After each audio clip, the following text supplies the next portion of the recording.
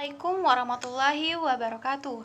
Baiklah, di sini saya akan mempresentasikan hasil proposal saya yang dengan berjudul Upaya Meningkatkan Hasil Belajar IPA dengan menggunakan metode example non example pada siswa kelas 4 Madrasah Darul Ihsan Pontianak Timur. Perkenalkan, nama saya Cynthia, saya dari Fakultas Tarbiyah dan Ilmu Keguruan dari Program Studi Pendidikan Guru Madrasah Ibtidaiyah. Saya banyak terima kasih kepada dosen selaku dosen pengampu dari mata kuliah penelitian tindakan kelas ini, yaitu Ibu Vidya Setianingrum dan guru-guru di Sekolah Darul Ihsan yang telah saya wawancarai. Baiklah, selanjutnya saya masuk ke latar belakang. Berdasarkan hasil wawancara penelitian kepada guru kelas 4, proses pembelajaran khususnya pelajaran IPA masih menggunakan metode ceramah dan diskusi. Pada saat ceramah, siswa hanya duduk sambil mendengarkan penjelasan dari guru tentang materi pelajaran yang telah disampaikan. Dan banyak siswa yang tidak mendengarkan, namun setelah itu banyak siswa yang bercerita sendiri, bermain sendiri, dan bahkan ramai sendiri dalam kelas. Metode lainnya yaitu metode diskusi. Pada saat proses pembelajaran dengan metode diskusi ini, mereka pakai satu kelompok, hanya anak-anak tertentu yang mengerjakan, sedangkan anak yang lainnya pada sibuk main sendiri. Berdasarkan data yang disampaikan guru-guru, rata-rata anak masih di bawah KKM. Bahwasanya KKM dalam mata pelajaran IPA tersebut yaitu 75, akan tetapi rata-rata kelas hanya mendapatkan 60-65. Nilai tersebut belum termasuk standar ketentuan minimal yang diterapkan. Baiklah, selanjutnya itu saya masuki rumusan masalah. Bagaimana hasil meningkatkan hasil belajar siswa pada pembelajaran IPA dengan menggunakan strategi example non example di kelas 4 Miss Darul Ihsan Pontianak Timur. Selanjutnya yaitu tujuan penelitian. Berdasarkan latar belakang masalah yang dikemukakan di atas, maka penelitian ini bertujuan untuk meningkatkan hasil belajar siswa pada mata pelajaran Ilmu Pengetahuan Alam kelas 4 Madrasah Ibtidaiyah Darul Ihsan kelas tahun ajaran 2020 dengan menggunakan metode example non-example. Selanjutnya, manfaat penelitian. Yang pertama itu manfaat praktis. A. Manfaat bagi guru. Menciptakan suasana pembelajaran yang menarik dan bermakna dalam rangka meningkatkan hasil belajar siswa khususnya dalam pelajaran IPA. Manfaat bagi siswa itu meningkatkan keaktifan siswa dalam mengikuti pembelajaran IPA. Manfaat bagi sekolah hasil penelitian ini akan memberikan perbaikan pembelajaran IPA di Miss Darul Ihsan ini. Kaitannya dengan keterampilan dalam pembelajaran IPA. Manfaat bagi peneliti yaitu penelitian ini memberikan pengalaman yang berharga bagi peneliti dalam menerapkan strategi pembelajaran dengan example non-example ini, sehingga nantinya mampu menerapkan kembali ketika sudah menjadi guru madrasah. Selanjutnya yaitu kita masuk ke bab 2, belajar dan hasil belajar. Yaitu pembelajaran. IPA adalah cara atau metode untuk mengamati alam yang sifatnya analisis, lengkap, cermat, serta menghubungkan antara fenomena alam yang satu dengan fenomena alam lainnya. Sedangkan menurut Fowler dalam Wina Putra, IPA merupakan ilmu yang berhubungan dengan gejala-gejala alam dan kebendaan sistematis yang tersusun secara teratur dan berlaku umum berupa kumpulan hasil observasi dan eksperimen.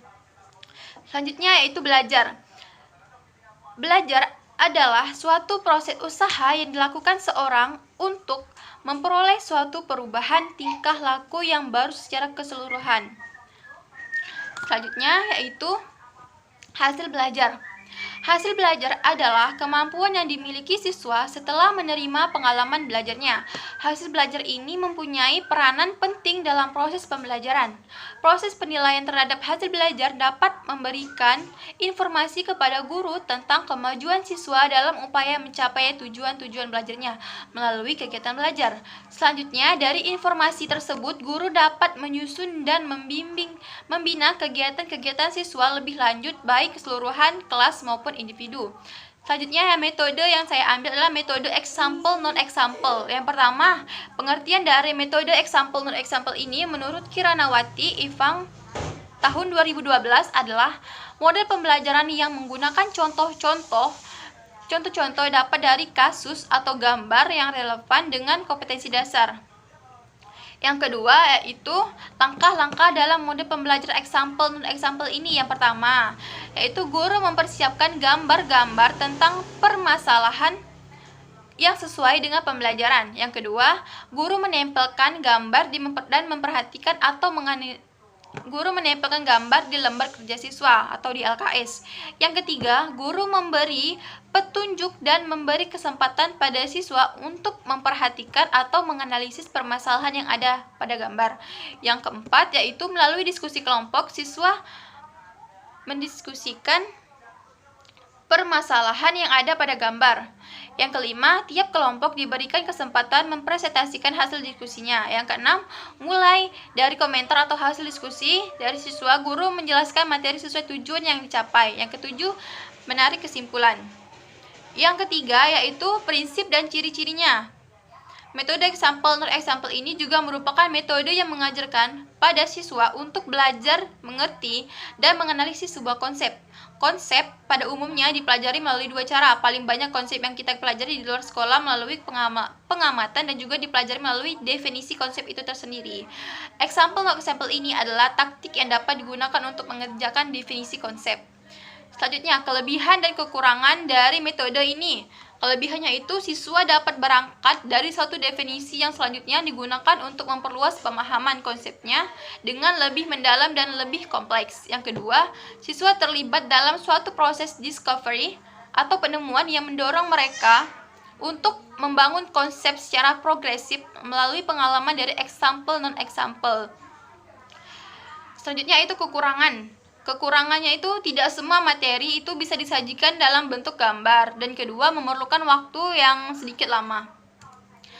Yang kita masuk ke bab 3, yaitu metode penelitian.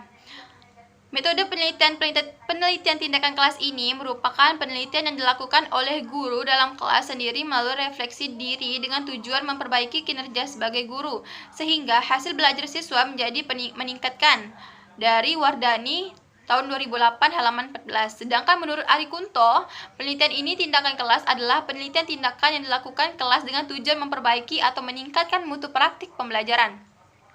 Yang kedua, selanjutnya itu setting penelitian. Penelitian ini dilakukan di Madrasah Ibtidaiyah Darul Ihsan Pontianak Timur tahun ajaran 2020.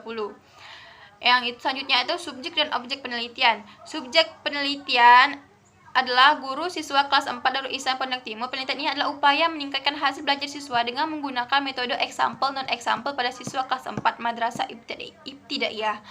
Yang selanjutnya yaitu teknik pengumpulan data, yaitu menggunakan observasi dan wawancara. Alat pengumpulan data yaitu lembar observasi dan wawancara itu instrumen wawancara. Nah, selanjutnya yaitu teknik analisis data. Dalam penelitian ini dilakukan secara deskriptif, yaitu mengklasifikasikan data menjadi dua kelompok, yaitu data kuali dan kuanti. Data kualitatif dinyatakan dalam bentuk kata-kata atau simbol, sedangkan data kuantitatif adalah data-data yang terbentuk angka atau menurut Suharsimi 2006. Dalam menganalisis data yang berasal dari angket bergradasi atau berperingkat 1 sampai dengan 4, penelitian ini menyimpulkan makna setiap alternatif sebagai berikut. 1. Sangat setuju, menetapkan gradasi paling tinggi diberi nilai 4. Yang kedua, setuju, S, menunjukkan peringkat lebih rendah dibandingkan sangat setuju, oleh karena itu kondisi tersebut diberi nilai 3. Yang ketiga, kurang setuju, berarti KS, karena berada di bawah setuju diberi nilai 2. Yang keempat, tidak setuju, TS, berada pada gradasi paling bawah diberi nilai. Yang selanjutnya itu persentase keberhasilan.